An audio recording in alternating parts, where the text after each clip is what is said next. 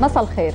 إيران، سوريا، الولايات المتحدة، عناوين ركزت عليها معظم الصحف العربية والغربية انطلاقا من تطورات سوريا الميدانية والسياسية والتحول اللي عم تشهده إيران بعد الانتخابات البرلمانية وسيطرة المرشد الأعلى آية الله علي خامنئي على السلطة، والمشهد الجديد اللي رأيناه بالبرلمان لمساءلة الرئيس الإيراني محمود أحمدي نژاد.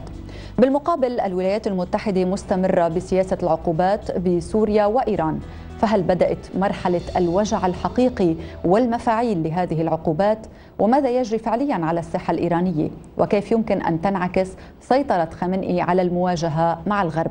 أسئلة عديدة طرحتها المقالات والتحليلات، ورح نجرب نناقشها بترانزيت الليلة مع الكاتب والصحافي borzo دراغي من فاينانشال تايمز، ورح ينضم إلينا لاحقا رئيس تحرير موقع ميد إيست واير نيكولاس نو. ولكن البداية مع borzo. أهلا وسهلا فيك borzo. بدي أبدأ borzo من المشهد في البرلمان الإيراني، مساءلة الرئيس الإيراني محمود أحمدي نژاد بعد أقل من أسبوعين على الانتصار كما وصفته معظم المقالات لآية الله علي خامنئي. هل هناك قرار بتحميل نژاد المسؤولية عما يحصل في إيران؟ Well, I think that there are many enemies of Ahmadinejad on the conservative side of the parliamentary factions who are trying to weaken him and punish him for what they see as his transactions. They're trying to make sure that he does not pursue his legacy and his ambitions beyond the constitutionally mandated end of his second term. That will be next year. They want to basically clip his wings. Ahmadinejad, very interestingly, he's in many ways, unlike other Iranian politicians, he's more like a conventional politician that we would find in the West. He tries to appeal to the masses instead of to the Iranian establishment.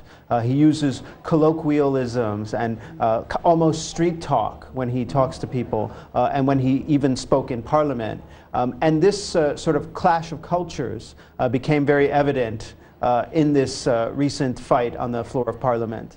ولكن يعني بالأجوبة لأحمدي نژاد، يعني نحن بنعرف أنه كان في مساءلة ل 15 دقيقة، في 10 أسئلة وجهت له بالجانب الاقتصادي والسياسي، كان في عنده ساعة واحدة ليرد أحمدي نژاد، ولكن عندما رد قال أنه لازم تكون علامته 20/20 وإلا بيعتبر أنه فعليا في ظلم له.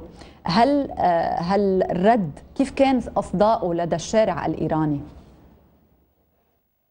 I don't think I think that Ahmadinejad, unfortunately for him, he thinks that he is a man of the people.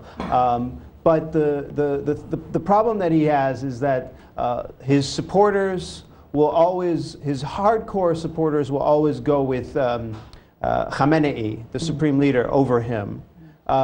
And the people who were his opponents, who were lukewarm, he alienated in 2009 following the allegedly rigged elections that brought him to power for a second term, and the uprising that happened afterward when millions of people poured into the streets of Tehran and other cities protesting against him. He never managed to heal the wounds from that violent crackdown. And so he has no base. He thinks he does, but it doesn't seem like he does at all in reality. اليوم يعني هل خسر أحمدي نژاد الرئاسة وخسر بالانتخابات البرلمانية، وفي الانتخابات المقبلة سينسى الإيرانيون أحمدي نژاد؟ Well, they have to forget him because by the Iranian constitution, he only has 2 terms to serve. He can only serve 2 consecutive terms. I think what he was trying to do is sort of establish a legacy for himself so that perhaps he could come back in 2017 to the presidency or to have one of his allies be the next president. I don't think that's going to happen. طب شو خلفية الانقلاب على نژاد من جانب آية الله علي خامنئي؟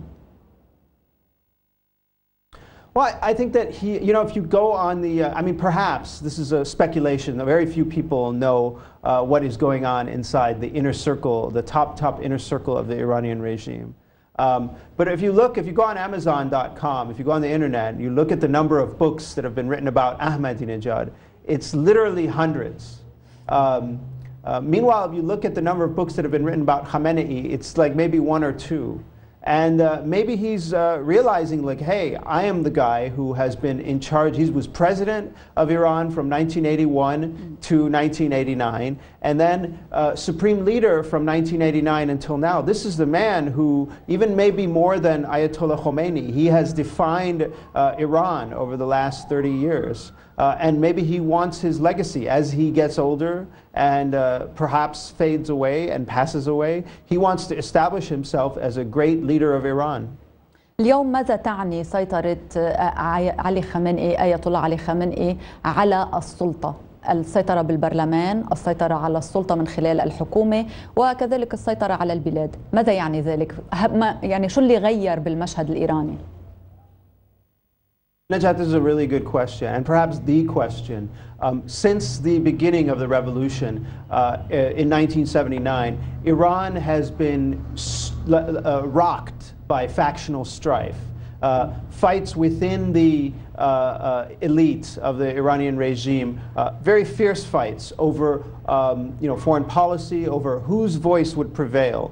They've tried many different ways to mediate these arguments. But up until now, they've not found a way. And this is part of that struggle, trying to have the government of Iran speak with one voice on many issues, domestically, internationally. I bet they think that they may have solved this issue, this factionalism, by getting rid of Ahmadinejad's clique. But more likely than not, another factional fight will emerge that will again prevent Iran from speaking with one voice domestically or internationally. بورزو، يعني اليوم أين أصبحوا الإصلاحيين؟ هل لا زال لديهم صوت؟ هل ممكن أنه يتحركوا بالمرحلة المقبلة؟ وفي جانب آخر الحرس الثوري شو كان دوره بالمشهد الإيراني اليوم؟ Okay, the translation cut in and out and I could barely hear it, but I think I figured out what you were saying. You know, as far as the Revolutionary Guard, it is a very, very large organization that has many different factions.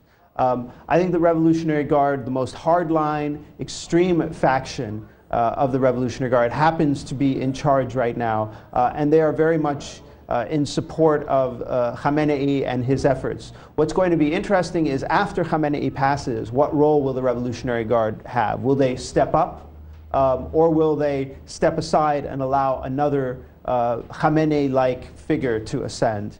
As far as the reformists, they have not had very good luck in recent years. And I think this was one of the big mistakes. This will end up being one of the big mistakes of Khamenei. By cutting the reformists out of power, he has basically convinced those Iranians who want to change the system that reform is not possible, that the only way to bring change to Iran, to allow more than one political faction to speak its voice. So not just Islamists, but also communists, liberals, nationalists, even monarchists. Right now, all those people are cut out of the political scene in Iran. And only one group, the Islamists, are allowed to speak and allowed to express themselves. So those people who want to bring more people into the political system will increasingly see that reform is a dead end, and they must turn completely against the regime in order to achieve their goals. على كل بورزو بدي تابع الحديث، بدي أحكي عن أيضا يعني ماذا يعني سيطرة خامنئي على السلطة في المواجهة المقبلة ربما مع الغرب، وأيضا المواقف بالنسبة للسياسة الخارجية ولا سيما منها بالموضوع السوري بعد توقف مع أول فصل.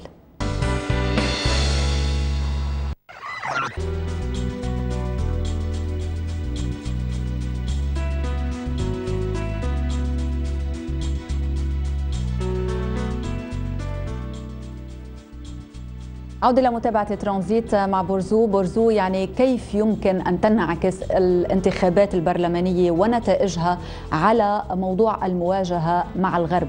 هل يمكن أن نقترب إلى الحل الدبلوماسي أم أكثر إلى المواجهة؟ It's very hard to say at this point. On the one hand, pushing Ahmadinejad's faction out of parliament will help the Iranian government speak with one voice. It will make them probably a little bit more secure about their position in the world and their consolidation of power inside Iran. On the other hand, Ahmadinejad and his faction, ironically, were in the recent years, over the last 3 years, becoming increasingly willing to negotiate with the West and give in to certain demands, or at least accept certain compromises. Whereas Khamenei and his ilk, including the Revolutionary Guard hardliners that we spoke of earlier, have very, very little patience for any kind of deal with the West and prefer confrontation as a sort of ideological pillar of the regime, as well as a strategic stance to take vis-a-vis the West. يعني عم تعني هون إنه المواجهة هي أقرب من الحل الدبلوماسي. I mean that the confrontation is preferable for those folks to a diplomatic solution. A diplomatic solution, the U.S. opening up an embassy in Tehran with a peaceful, normal relations between the U.S. and Iran would end the raison d'etre of the Iranian regime, which has from the very beginning been confrontation with the West, down with America, down with Britain, down with Israel, etc., down with the enemies of the Islamic goals and the Islamic regime. And so they need some kind of crisis and confrontation to maintain their grip on power. بالجانب الأمريكي يعني شفنا بخلال اللقاء اللي جرى مؤخرا ما بين الرئيس الأمريكي باراك أوباما ورئيس الحكومة الإسرائيلية بنيامين نتنياهو، انكتب كثير مقالات حول هذا اللقاء، وبترانزيت حتى حكينا عن هذا اللقاء. يعني كيف فهم الإيرانيون ما تم الاتفاق عليه بين نتنياهو وأوباما؟ هل فهموا بأنه الضربة لإيران مؤجلة أم فهموا أنه هناك ضربة ولكن حتمية إنما مؤجلة؟ I think that's a really good question also. I think that publicly, in their public statements, they say, see, this proves that Obama is nothing more than a puppet of Israel. But, you know, privately there have been other indications. Beneath the surface, there have been other signs about how the Iranians viewed Obama's apparent de-escalation of the possibility of a war with Iran.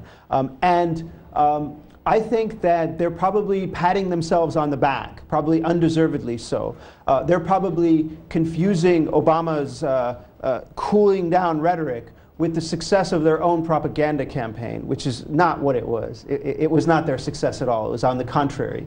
And as evidence of that, you had this guy, you know, a complete regime tool. His name is Mohammad Javad Larijani, the brother of the head of parliament. All of a sudden appearing on CNN with Christian Amanpour to talk about what Iran's goals are and so on.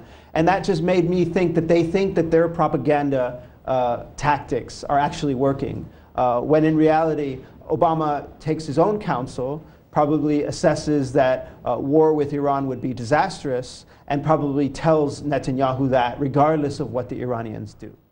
يعني بالجانب الآخر يعني أوباما ماشي بموضوع العقوبات باتجاه إيران، ويبدو أنه الاعتماد على أنه الوجع الحقيقي بدأ الآن، ربما هذه العقوبات ستأخذ مجراها وبالتالي رح يكون في لها نتائج قريبا. يعني أوباما يعتمد على موضوع العقوبات بالسياسة باتجاه إيران. اليوم كمان في خطوة جديدة اللي هي سويفت، يعني ما عاد في تعامل مع البنوك الإيرانية.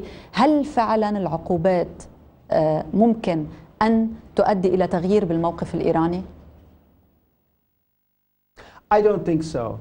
And I will tell you why. If you look at Iran over the last 30 years, 32 years, they've always had economic challenges. They've never really been an integrated part of the global financial system, and yet they've managed to survive, even thrive sometimes. This is for a few reasons. Number one is that Iran is one of the biggest oil producers in the world, and they will always find customers for their oil, whether at a slight discount, whether with a little bit more hassle and expense, or with less hassle and expense. They will find customers for their oil. Iran has many, many fluid borders, including with Turkey, Iraq, Afghanistan, Pakistan, and Central Asia as well as two seas, the Caspian and the Persian Gulf, through which it can bring in and take out goods. And I think that more than anything, the success of the sanctions is for Obama a sort of domestic political victory. It keeps the dogs at bay.